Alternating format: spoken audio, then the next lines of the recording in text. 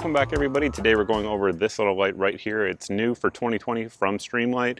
They did announce it at SHOT Show. However, they were impossible to find until basically a couple weeks ago, and even now they're still relatively tough to find, probably because of what you're going to see here in this video. But this is the MacroStream here, USB rechargeable light from Streamlight, and many of you guys are familiar with the MicroStreams, including the MicroStream USB rechargeable, which I love that light. It's awesome, particularly the Coyote one, which is high-low. I would be using it for comparison in this video. However, my wife is out of town and she steals all of my MicroStream USBs. I'm not going to let her know about this one, and we're just going to keep it that way. So there's that. But this one, obviously, in terms of form factor, is just a touch bigger in really every dimension, a little bit wider, a little bit longer, those sorts of things. But the MicroStream USB was a 250 lumen, I believe 1150 candela light, whereas this one is 500 lumens and it is 2000 candela. So it's a significant difference that you get for the slight increase in terms of size. So we're going to compare it to a couple larger lights as well here during the beam comparison. So let's kind of get into that and let you guys know what you can expect output wise from this light, and then go into all the details on it after that. For folks who are new to the channel, the spot where the wood fence meets the iron fence down there is approximately 35 feet away. Those trees back there in the background are approximately 40 to 50 feet away. And the beam pattern that you guys are looking at right now is from the AAA powered MicroStream. Very, very common light. A lot of folks have this. It's been out there for a while and it's just super easy to carry, all of those sorts of things. But it just doesn't have quite the power of the MacroStream, which you guys are about to see right now. So that is the MacroStream, again, on high. And honestly, here's the, the AAA MicroStream over here, and it just really doesn't hold a candle at all. And that is the low mode on the MacroStream. And again, if you look over here at the AAA MicroStream, it might be close in terms of candela, but even the beam pattern is much larger as well on that MacroStream. And again, take a look at that beam pattern there. At this particular distance, right down again at the fence line, I would say that's approximately 20 feet there in terms of the hotspot, 15 to 20 feet. So it has not really a super throwy type of beam pattern, but it's got a good bit. But then look at that spill as well. It's got a good bit of that as well. We'll take the hotspot completely off camera there, and you guys can still see that spill is doing a decent job of lighting up the area.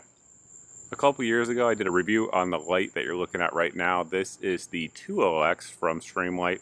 Again, rated for 500 lumens, but you'll see the beam pattern's very different. You can see it's a little bit more focused, probably a little bit more high candela. I haven't actually looked at the numbers yet, but I will do so and roll them in. Regardless, this is the MacroStream. Again, it kind of gives you more flood, more situational awareness, and that's the 2LX there. Of course, that's powered by an 18650 rechargeable, so that does allow for a little bit more power to drive it than the MacroStream here. The beam pattern that you're looking at now is from a pretty popular Surefire 1000 lumen light that folks use for EDC type of carry, and you guys can see there it's got a pretty good hot spot, decent amount of spill, but definitely has an edge to it there as well. This is a light I actually carry relatively frequently, and again, just to kind of compare it to the MacroStream, you'll see a slight tint or temperature difference there between the two for sure. Again, MacroStream, Surefire. The beam pattern certainly speaks for itself, but we'll walk you through all the details of the light itself. So the tail cap back here, my opinion, is an excellent design. So it's slightly bulged, so that way if you're going to press it, you will. And the interface is really hard to describe on camera, obviously, because you guys can't actually feel it. But basically, for your momentary on, you can press pretty hard but not accidentally put it into the constant on mode. And if you guys haven't noticed so far, I should have mentioned that the interface is high-low. So first time you press it is going to be high, and then it's going to go to low after that if you want to step down. The same is true if you actually click it on. Like if you click it on high, and then, oops, I did that wrong. Click it on high, and then click it on low. But anyway, what I like about it is you can press it pretty hard. You could probably, we'll see right now. Yeah, so you can get it down to where it's actually flat with the light itself, with the aluminum light itself, and not actually engage that. But if you press it hard, obviously you can get that constant on. So it's just good. It gives you a lot of options in terms of how you want to use it. I definitely like that. We have good knurling here around the end cap. We have a two-way clip, which has pretty much become the standard, I guess, these days. So you can wear it, you can hook it on a baseball hat if you want to do so and use it for hands-free operation, but then you can also put it in your pocket, obviously, and have just the tail cap exposed, or you can put it in your pocket and have just the bezel exposed. Obviously, you're going to have more exposed if you do it that way. The battery itself, let's talk about that.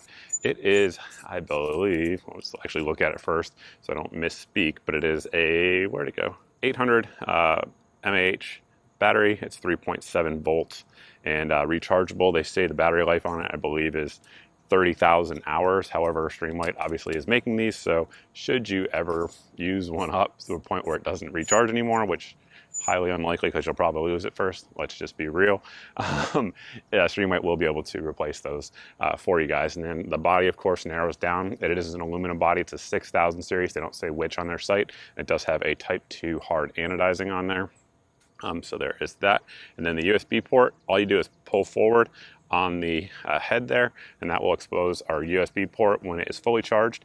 It'll be on green, and then when it's charging, it will be on red, that little ring around there. It is O-ring sealed there, and it has a very tight lockup. I'm assuming there's another O-ring under there right around the edge of the bezel, because that's exactly what it feels like.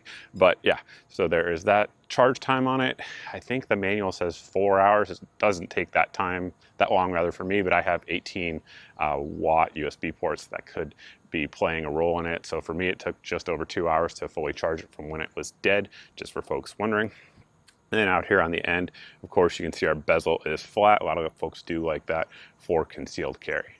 I've got just a couple other things to touch on here before we close the video out. So first and foremost, it is IPX4 rated.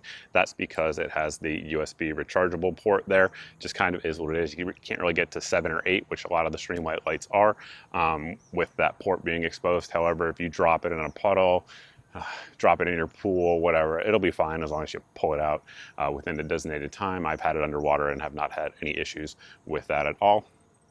Price point wise, like I said, these are kind of hard to find. You're looking at least as of right now, which is the end of July 2020, somewhere in the $49 to $69 range.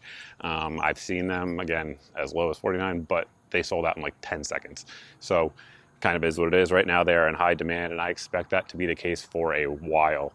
We've dropped this thing several times from well over a meter. It says on the website that it's rated for a meter, but we've dropped it from way higher than that, thrown it up in the air on concrete, been just fine. It's got a couple scuffs and nicks, but no worse for the wear. So yeah, I think that's pretty much it. If you guys have any questions about the light that we didn't answer, you can always post those down below in the comments section. However, if you have a question that you actually need to be answered, the best ways to reach me is over at my Facebook page.